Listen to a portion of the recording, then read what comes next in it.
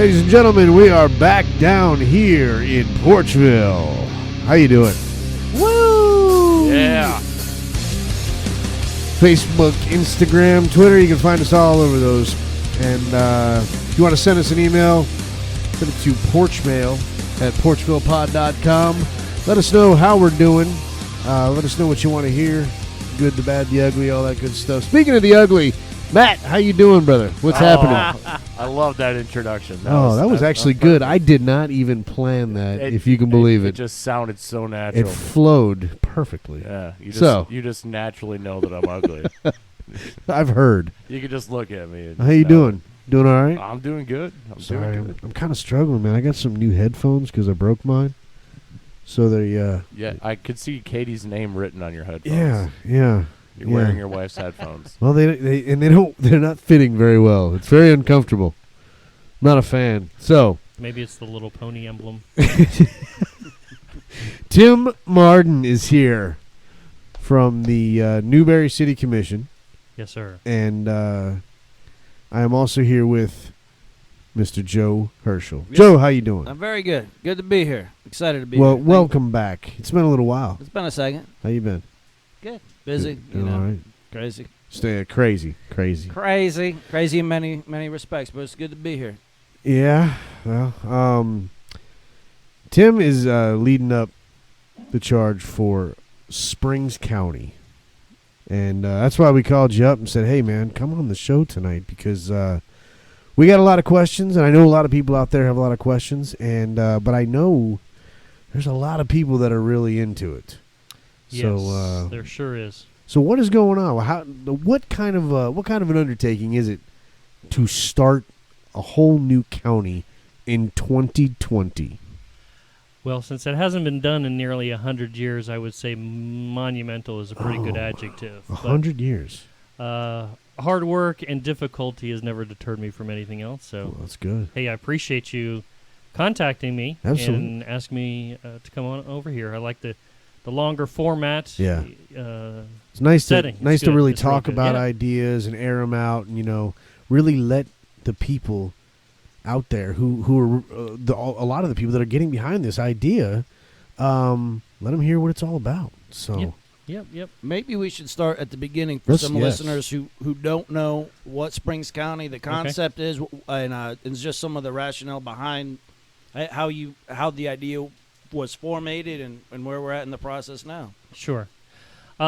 Okay, so here we are in 2020, and oh gosh, I'm going to say about 4 or 5 years ago, the county of Alachua had been doing things that really rubbed me the wrong way.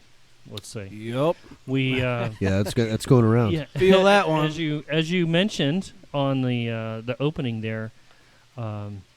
I sit on the City of Newberry Commission.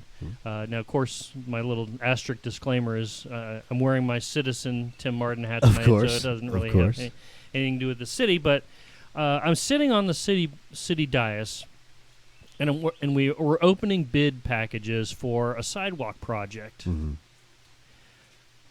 Pretty innocuous, right? Right. Should be pretty simple. One would think. One of the bidders was the county of Alachua's roads department. And it occurred to me, why is my own county competing against private business? And the more I thought about it, the more angry I got. Right. And also around the same time, as I recall, they were suing the city of Alachua over the whole Walmart deal. There were a couple other things going on, and I'm thinking, okay, so I've got to, as a private business owner, not only do I have to compete against my own county government, but it's almost like playing football, and you got to compete against the referees and the other team. So, this is the county that is going to determine whether or not you get your permits. They're setting the price of the permits. And they're setting the rules of the game, such as regulations and stuff like that. Yep. And how, that's onerous to me. And it just kind of started me on this path. So I had heard about a division of Alachua County that had happened, some time ago, and I couldn't even tell you when. Yeah. But I came up with the name Springs County. I thought, okay, well, hey, Springs County, that's a great, marketing angle. Yeah. It really fits with the natural setting over here.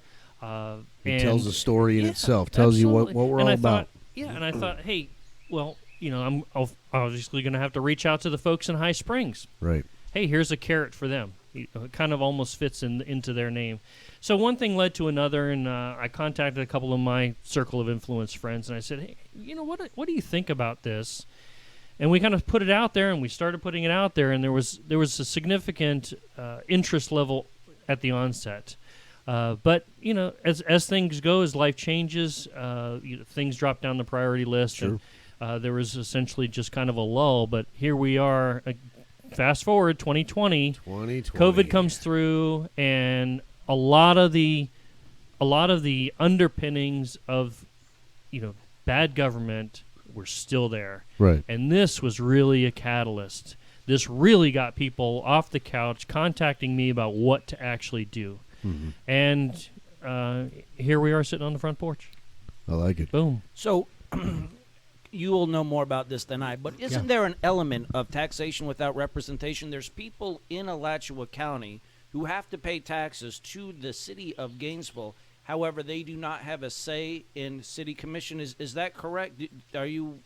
That is correct, Joe. It doesn't necessarily apply here because it's not the county level, but in a way it does because the county probably could and should do something about that. It shouldn't have had to take Keith Perry going to the state legislature and trying to fashion a ballot initiative and those sort of things that came out before. But you're right. That's one aspect that the Alachua County Board could have addressed, but they don't want to address it. They don't want to give up their golden goose. And one of the biggest things, because you could get down into the free market principle where people could walk with their feet, right? When you're dealing with a government monopoly, that's a little bit harder to do. So you've got to try to do these other things and have other mechanisms to do it. And pricing is kind of controlled by the city. Right. But even beyond that, and it's actually kind of funny because it's one of the things that got me involved in Newberry politics, is what's you hear about called the general fund transfer. So what happens is the city of Gainesville uses GRU as a moneymaker because because they can't make any more money in taxes. There's caps there.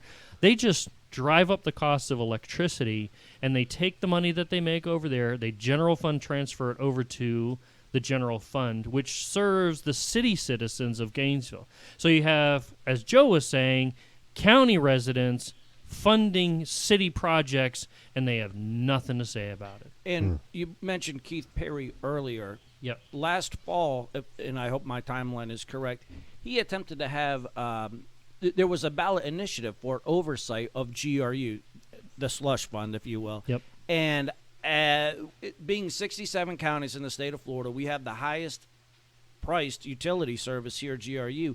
I personally felt there would be more energy. Yes, let's please get some eyes on this thing and find out what's going on here.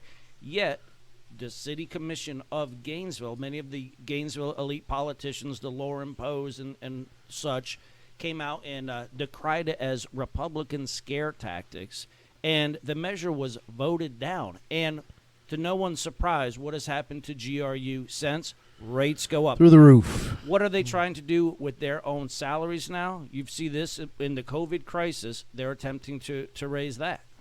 Yes, it does. There is, I kind of have disconnected from the Gainesville city politic for the most part. But I think we're all having to. Is there it's toxic, man? It's crazy. Is there a tax that they do not like? Absolutely not. I haven't seen one yet. Yeah, I mean it's just not got to be. It doesn't have to be that way. It shouldn't be that way. We weren't built this way. Certainly, as a nation, we weren't built this way. And I think that's all feeding into why we're where we are right now with Springs County. I really do. Yeah, and I just, from what I see in the community, there is an absolute, almost viral. That's probably not the right term to use this day and age, but people are flatly rejecting the city commission, the city government, and I'm seeing a lot of people that are even like just going against them, whatever they say. Exactly, It's just turned the into that. reflex. It's the reflex. And whatever to they me, say, to hell with you. One of we the don't- big tipping points was when they crazy. decided to put mulch in Possum Creek That was Park. a huge deal. People just lost it. Like, you've got people quarantined, but here kids can go out, get some sunshine, get some exercise. By the Yeah. way, you're at a skate park, so you are organically socially distancing. And somebody had the thought, let's drop mulch. And then, of course, that costs money. Those guys didn't do it for free. The mulch certainly was not free. I think that was the first time that I saw your name just recently. Here was you were talking about the mulch situation. That was I mean everybody was sort of pretty pissed about that. I mean just as a freedom lover, yeah. It kept me up way past my bedtime in delight of those kids and those parents over there just shoveling their It was great. It was great. It was so nice. That was a beautiful thing. I happened to be going by it the next day. I think I was going to the airport. It looked better.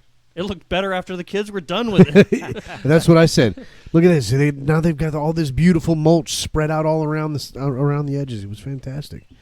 Yeah, that was a good moment for Liberty. Yeah. Well, and it's that same spirit that I think lends itself to a Spring County. Exactly. To the concept of a new county. I sure hope that it does, because that really kind of encapsulates a lot of what I hope. And it's not, don't get me wrong, this isn't about me, right? But that is really what I hope drives home. Because it really is about better government, and that's through smaller. It's about better living, and that's through smaller government, less taxes, and more freedom. And honestly, I've had people come at me, and if you can't agree on those couple of things, I don't know that we got much to talk about. Right. So give me a rundown. Like, what are we looking at boundary wise? Where would Springs County essentially be? Okay, we have proposed all. The northern border, western border, southern border, essentially exactly the same, but recreating an eastern border on 34th Street. It was a completely, hey, let's look at the map, what makes sense. Yeah. 34th Street. Right. Let's look at 34th Street. Runs all the way through the county. Okay, check box. It's vertical. Check the box. Pretty arbitrary, because it you can't really say we're just trying to carve out some little conservative red Republican stronghold, because this is grabbing a lot of West Gainesville, and I'm sure that's not completely red over there. So I kind of checked that box. So as we kind of worked our way down the list, it just kind of seemed a little bit natural. I know that the state is not going to want to create another county that can't financially sustain itself. I thought, hey, the Butlers probably have had a few run-ins with the Alachua County. I can probably get them on my side. Right. That's a big one there. Make something happen there. So it was really just those handful of things, and I've already got the charges of racism and all this just absolute. Let's talk about nonsense, that. But whatever. Yeah. If we can dive into that very specific subject, it's certainly top of mind right now. What are you doing? How are you bringing people? Because if you don't want to be tarred with that these days. If you're truly going to make it, you do need to have representation from everyone, and that does include all races. Do you have anyone on the team? Are you looking for that to kind of be able to have someone to be able to say, what are you talking about? Look at me. This isn't racist. This is not about that at all. It's about, as you say, living better.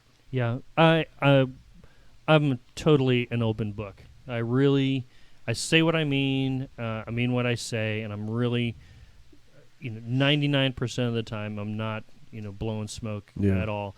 The only thing that I've had to kind of hold back is a little bit of the strategy part of trying to pull this off. Yeah. And quite frankly, a lot of it is, hey, you can't make people comfortable with change when they're drinking out of a fire hydrant. Mm-hmm. And I can't put everybody who comes and asks a question of me in my head and hearing and seeing and knowing everything that I know. So I do have to hold back a little bit just to get people to where I am. Mm-hmm. I don't, I guess I don't really care that we agree or we actually end up in the same spot, but I want them to know where I am, and where I am is made up of all the people around me who have been chirping in my ear for the last 5 years about this. And I know that's kind of my face that's out there, but there are several people around me and talking and taking pieces of this. We had a conference call last night with the team, and even the people that are on the conference call, there's another tertiary, third, fourth ring of people that are feeding into this. And I got, there's a lot of sideliners. Tons of people have emailed saying, hey, I want in, I want to talk, I want to help. And that's been such a blessing, and I've been very, very encouraged about this. But as far as the race card goes, I couldn't care less about race. Mm-hmm. I don't see it. I don't care if you're black. I don't care where you're coming from. I care that you are a good person. Mm-hmm. I care that you're passionate about what we're doing. And I've had big disagreements with people. Mm-hmm. I don't care. If you're passionate, be passionate. Yeah. But here's where I'm coming from. I'm not going to hold back, and I'm not going to make a carve out because you think you're owed some special privilege. I don't give a damn. Mm-hmm. I really, really don't give a damn. Yeah. So black, white, male, female, it is so far down the priority list. I'm not sure that there's anything under that as far as I'm concerned. Mm-hmm. I've got plenty of black friends since I was a kid. I've got black people in my family. There is a black man that sits at my kitchen table every Sunday night for dinner. Mm-hmm. Period. End of story. I've got handicapped people in my family. I've got divorced people. I've got drug addicts in my family. I'm no different than probably 95% of the people out here that are possibly listening to this. Mm-hmm. But we go back and we get into our corners and we act like we're all this self-righteous crap. And I don't even have time for that. Yeah. I've got so much. I'm up till 10, 11, 12 o'clock at night dealing with my regular job, helping out with the Springs County. And you can't do that if you're worried about all the noise that's going on around you. Yeah. Oh, yeah, you're for sure. Any new concept is going to have detractors. Let me ask you this question. Yep. You talked about some of the kind of the re-emergence of the concept of Springs County with COVID. What is the best case scenario 6 months from now, a year from now? Where would you like this to be? I would like this to be on the House floor in Tallahassee. Oh wow! So that's quick. Yeah. Oh yeah.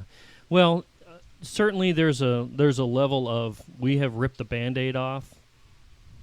So now you get a You got to straight kind while of the take iron's advantage. hot, You got to kind of take advantage of the realness Exactly. before time begins to desensitize us like it did last time. Right. So even if the state house or the state senate is able to start entertaining this in the next session, they can certainly pass a bill that says, hey, in 2025, January 1, we're pulling the switch. Mm-hmm. That gives us 4 years after session to really kind of get down in the nuts and bolts, because there's a lot of things that kind of functionally can't operate and can't work until you potentially have a deadline so that you know, hey, we need this software to turn on at that day. Mm-hmm. We need this person in place on that day. And those sorts of just kind of functional type of things. But even if it doesn't get passed, the conversation starts at the level and in the place where it needs to start, because ultimately it's the state legislature that really makes it happen. And I encourage any listeners out there, contact your state rep, contact your state senator, have your friends do the same thing, because that's that's the people that make the decision. That they're the ones that make it happen. Sure. Exactly. So we before we jumped on here, we had talked that you talked with Keith Perry, State Senator Keith Perry today. What type of feedback is he specifically giving you? Encouragement, ideas? And I know you said you've got to keep some of the cards to the chest. I respect that. What can you share with us? Well, he was definitely giving me some advice strategy wise, because he understands kind of what I'm up against. He sees how the sausage is made up there in Tallahassee, and sometimes, even from my seat, I can tell that it's not always like going into a store. Mm-hmm. The sandwich is $4.95. You go up to the counter, you pay $4.95. You walk out with the sandwich. Yeah. The state legislature isn't. You walk up, you pay your $4.95, and you walk out with a bill. Yeah. The rules don't always apply. They don't always apply universally. They don't always apply the same way now as they will in 6 months. You're dealing with a bunch of emotions. You're dealing with a lot of people who, quite frankly, probably don't even care about what happens in Alachua County. Right. So there's a lot of moving parts there. But he was very generous about advice, about strategy, and overall, I think he is supportive. But like myself, it is a realistic game that we're playing, and you really have to get it down to reality, even after the emotion kind of gets built up. And people that are in sports are probably real familiar with that. They go through practice all week, and they come out through the hype of the game, and they get introduced. They come out of the tunnel for the Gators, all that stuff. But at some point, you got to get down there, and you got to get in the trench. You got to get in your 3-point stance and snap the ball. Yeah. So that's when the rubber meets the road. And I think, I kind of think that the legislative part is maybe a little bit of the easier part. I think pulling it all together when they give us the deadline is really where we're gonna have a lot of sweat equity in the deal. That kind of leads to my next question. You talk about down in the trenches. We've got a lot of listeners. Let's say some of them are ready to get in the trenches and help out Springs County. What can they do? Well, right now we are compiling a pretty decent database, so you can send your name, your address, phone number, and area of interest. An area of interest may just be, hey, I want to hold a sign. I want to help deliver yard signs. Or it may be, I've got a pretty good social media thumb, and I can help you out with that. So let us know what your talents are. Let us know what your interests are. We are kind of cataloging all of that, and we're in consumption phase of names and all that stuff right now. So that on July 4th, so you can send that information to springscounty@gmail.com, springscounty@gmail.com. But on July 4th, we're having a kickoff.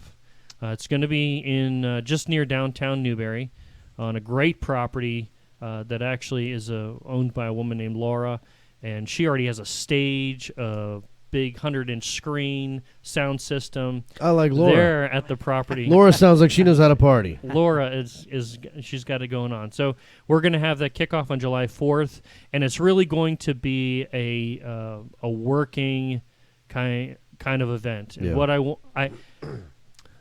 I don't want people just to come there just to get excited about a great idea, because I think we can kind of do that. We can kind of dispense of that. But we need to get people moving. So we're going to have teams available. We're going to try to do some mock sort of breakout sessions where, hey, if you're interested in marketing, go over to this table. If you're interested in sign waving, go over to this table. So it's going to be kind of filling out the teams, your opportunity to really put pen to paper and say, I will commit to doing X, because you've got to have the worker bees to make the hive move. Sure. I like that. What does just your average citizen expect the day to day? Changing counties. Like, what sort of impact would just the regular average citizen have on their day to day lives? I've been describing it as a political divorce, and it's interesting. Yeah, I like that. So the assets and the liabilities effectively get divided by geography. So all the schools go with the new territory. Right. Fire departments go with the new territory. Ambulance bays go with the new territory. So in a lot of ways, the name at the top of your tax bill changes simply from Alachua to Springs County. and that's about it. So what about law enforcement? How does that play in? Well, certainly the territory of Alachua County would be smaller, and they would not need the number of deputies any longer. Right. However, Springs County will. Yep. One of the requirements the state stipulates is that you do have to have a sheriff and you do have to have a county administrator. So we envision a good number of those deputies just changing badges, right. For the most part. We've got a lot of deputies. Gosh, we got a lot of deputies that live over on the western side of the county. And I've had deputies contact me privately, say, what does this look like for you? And I'll kind of give them the same spiel. And, one of the bigger things that they worry about is their retirement. Of course. Here's the good news. Public sector retirement plans are generally held at the state. I say generally because I've not investigated it 100% to say 100%. But as far as I'm concerned, all private sector retirement plans are at the state level, so the portability is 100%. They just move it over. So if teachers are worried about losing that, don't worry about that. Yeah. Police, same thing. Fire, same thing. So there is a lot of good news in that's very encouraging for a lot of people who are understandably worried about their job. Yeah. Hey, I get it. But for Joe Average Citizen, I think immediately not a whole lot is gonna change because I'm not going to reinvent the wheel. Right. Nobody's talking about reinventing the wheel. There's like aspects of it that slowly divide apart, stuff like that. Yeah. Probably the one that gets the most attention is the taxes. I did see you had a video going up about property taxes. We'll talk about that a little bit. Okay. Well, the property tax, one thing that's kind of always been on my mind that I thought of, and that my friends and I talk about, you could theoretically pay off your home, but you don't own it. Mm-hmm. And that just ticks me off. Me too. Amen. If you don't pay that tax bill, that property tax bill, they're going to sell your property on the courthouse steps. Yeah. Whether that's a $10,000 property or a $10 million property, right? It's the same process, brother, and you're gone. Yeah. You are gone. So you really only rent your property the way the current system is set up. Right. And the question is there a better way? Is there a better way of doing things? There has got to be a better way, right? Absolutely. There's enough. I use this a lot because I think it applies in a lot of areas of my life. There's enough smart people in the room that can figure this stuff out. Yeah. There really, really is.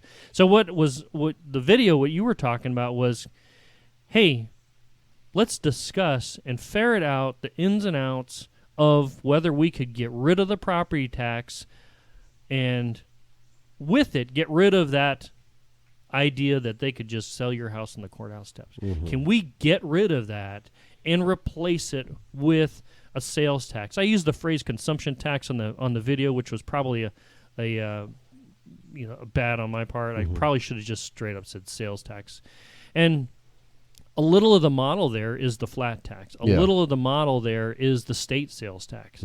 Florida doesn't have an income tax. Right. What do we have instead of it? A state income tax. We've got a sales tax. We fund one of the biggest states in the entire country with a sales tax. You telling me we can't possibly do that on I think the we can county pull level? it off. I think we can do it. Some of the good questions that came up was what keeps the person that's on the county line from living in Springs County and trying to avoid the sales tax here, just hopping over the line? Legitimate question. It got me thinking. If I'm a business and I'm going to open another door somewhere, am I going to open it where I've got property taxes or where I don't have property taxes? And in my economics brain, I graduated from Florida with an economics degree. Multiple businesses doing that in the free market will hop over the line into Springs County. They'll open up a business, not have the expenses. What can they do with their prices for customer A, B, C coming in the door. They Prices might be are able to coming lower down. them a They little might bit. be able like to the sound of lower that. them and potentially offset at the bottom of the spreadsheet the taxes, the sales taxes. Is it a perfect system? No. Do some people pay more? Yes. Do some people pay less? Yes. But is it more fair? Is it more equitable across the board? Yes. Yeah. I think it truly is. And it's almost a little bit of the what do you have to pay for your freedom? Because freedom is not free. And what do you got to pay for it?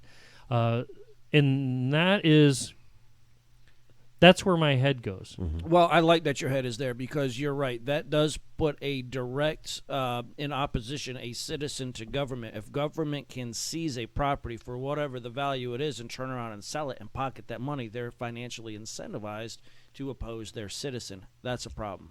Yeah. Oh, yeah. Well, look at what do you call the asset forfeiture programs Oh, my that God. you see in Yes. in law enforcement? Civil forfeiture. You know, I had a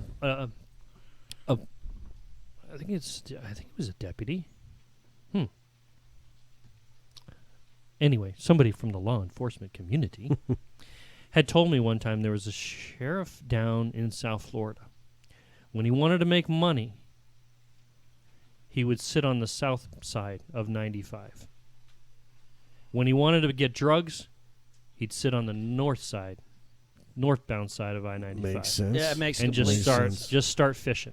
Just start fishing. So I'm very familiar with civil forfeiture and how disgusting it is. You probably are aware that law enforcement, there's entities that go around and coach law enforcement on how to do civil forfeiture, what to look for, how to seize that property, and how to retain it. So it's like its own little cottage industry of how to steal from citizens. How do I not know about this? I don't know. What in the heck? It's really bad out in Vegas, and you probably are aware of this because a lot of people go in there with lots of money because they want to gamble, right? Yeah. Well, of course, you know the microcosm is they get pulled over. What's all this money, sir? Well, I'm going to Vegas. Oh, probably on drugs. Let me take it from you. And then, of course, the process of getting it back is arduous at best. Yeah, absolutely. So what other questions? We got another hour. We got time. We got all the time in the world. Matt, what you got? Matt, I am just He's a in sponge awe over here. This guy. Yeah. well, I know Matt's got a list, so I know It's this already means. been done. You guys already did it. Did Courtney write that list for you? She did. Yeah. Oh, okay. Table to floor. The list is already It's list done. is already gone. I was sitting there just like looking at him like, oh, damn, I was going to ask about that. Oh, no, that's done. Oh, our Jill already got it. Oh, well, no, Tim brought it up on his own. Well, one of the things that I've seen a lot of people talking about. Why don't we just join Gilchrist County? Yeah. Is that an option, or are we going for Springs or bust? You know, until it becomes almost completely and utterly unachievable, Yeah. I'll entertain what it would take to kind of do those things. I've already been over to talk to Gilchrist County. I did that a couple of years ago. And I was told over there, hey, yeah, definitely Newberry, you've got a lot more in common with us than you ever will with Alachua Right. County, which, bar none, that goes without saying. But I do have just a certain sense of obligation, I think, to try to make things better for as many people as possible. To see this thing through at this point. So while, probably be a lot easier, probably a lot more doable for the people in Newberry. Right. But what about the La Crosses? What about Alachua? What about High Springs? What about Archer? And maybe it's juvenile, but I have this inner pull to do good for as many people in this fight as I possibly can, because I cannot stand what is happening right now. Yeah. And I don't want to get I just don't want to get where I feel like I could be going when it becomes. Commissioner over in Alachua, Dana Miller, we were on a conference call with the Ward Scott files about a week ago, and she hit us with something that just hit me with a ton of bricks. The Boston Tea Party was not about the tea. Right. And I had these people, when she said that, I had just come off these jerks coming at me with, oh, they're just pissed off about the masks. Look, man, if you think this is about the masks, then what was it about 5 years ago when Donald Trump wasn't in office and the masks weren't even thought of? Yeah. It's not about the mask, just like the Boston Tea Party was not about the tea. It's about all the coercive acts that led up to the Boston Tea Party. It was about the Stamp Act. It was about all those death by 1,000 cuts that I, quite frankly, am trying to avoid. Yeah. And with enough people, we will absolutely avoid it. Well, I know that with the masks, that what people were really looking for was just sort of some clarity. It was like the back and forth. One day we're wearing and one day we're not was just maddening. I mean, people don't mind if you give us a reason and you can back that up with facts but the back and forth really threw a lot of people, and I think that was sort of just DOA when they turned around and they said, okay, no, we're going to re-implement the masks. By then, everybody was just, to hell with this. I don't want your masks. I'm not doing it, and that's. And I think that's the way it goes. Just to get back to it, that does lead credence to the concept of a new county, because it was Alachua County that said, no, you don't have to wear a mask. It was the Alachua County Commission. Then all of a sudden they consult with the Gainesville City Commission. They're like, no, y'all should probably wear a mask. And they changed their mind. What's going on here? I mean, it was when they said that they don't need them, there was, I'm assuming, some reasoning that they deemed them not to be necessary. What changed? That's what I want to know. What changed other than just talking to Gainesville about it? Well, the data certainly didn't change in 3 hours. Yeah. My goodness. That drives me insane. I don't, Nick, man, I got to pause here for a second. Yeah. Your voice is like a blood pressure pill for me. I can feel myself getting a little amped up, and then I hear Nick's voice. So tell me. I have actually. Tell me about a time when you were sitting on the beach. I've actually heard people tell me I need to read bedtime stories professionally. You know what? Of course, they were grown women said this, so I don't know what was going on there. What stories are they talking about? I'm not sure. You should be the singer in a band. I should. We were talking before you got here. Oh, okay. Tim was affiliated with some bands here in the Gainesville scene, early 90s. Who's that? Back in the Four Squirrel days. Oh, wow. Give me the names of those again. Joe's better at the names. The two biggest ones that I hung around and at various points helped out a little bit is Noah's Red Tattoo. Yes, I recall them. Yeah. See, I knew he'd know it. And because some of the players bounced back and forth, the other band was Bloom. Oh man, all right. We are going to get off track. Let me tell you about Bloom. Let me tell you about a story named Bloom. Poor mountaineer. The first time I ever came to Gainesville, all right, I came with a buddy of mine. We're I don't know, 18, 19 years old. We're wandering around downtown, just wanting to go out and do something. We run into a guy. He's like, oh, you guys should come to this show. It's at this place called the Covered Dish. Yep. The Covered Dish. So we pay our money. We walk in there. Who's playing that night? Bloom. BLOOM, small typeface dot. With a little little period after dot, it. Don't period, forget the period. And I said dot. So you guys were probably hanging out and didn't even know it. Probably. Small world. Man, I bought their second CD. I signed their mailing list. This is before the interwebs. They would send me a postcard so I knew when they were playing. Wait a minute, postcards? Oh yeah, dude. So not like our old mailing list, email mailing list. Listen, they were not full color postcards. They were like, they were black and white, but they would use an orange base, so it looked a little. Does that sound familiar? Oh yeah. This is what 1990. 2, 3, How old 4, are you 5. guys? Why don't you just pipe down over there, Matthew? You've been quiet all night. Now you got something to say? You're the one with the beard, man. I don't have a beard. So yeah, I just turned 48. I came to we can sidetrack, right? Yeah, dude, we got we we're got good. 2 hours. This is the- Let's sidetrack. So the Tim Bio short story. I graduated from Lecanto High School in Citrus County Citrus County. All right. in 1990. I came to Florida on an Army scholarship. Had a 3.5-year Army scholarship. I got here. Couldn't stand the ROTC program. Got out of the scholarship. Started paying my own way. Working at Gator Dining, and just got into music. I have not got a lick of talent. I will tell you that right now. I know what a guitar looks like, but that's about it.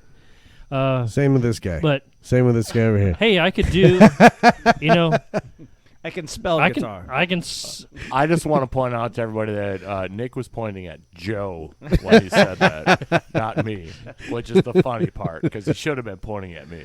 The intro music, that was actually Joe on guitar there, you might Oh, nice. you heard, so. Perfect. Very good. Yeah, it was Nose Red Tattoo, What was Bloom. I always love Yeah. to ask people that were around here that were involved in the music scene back in that day, like what it was like, because when I got here in 2000, Yeah. it was starting to Decay. decay. Starting to decay a Yeah, it bit. was That's kind of the on right its way word. out.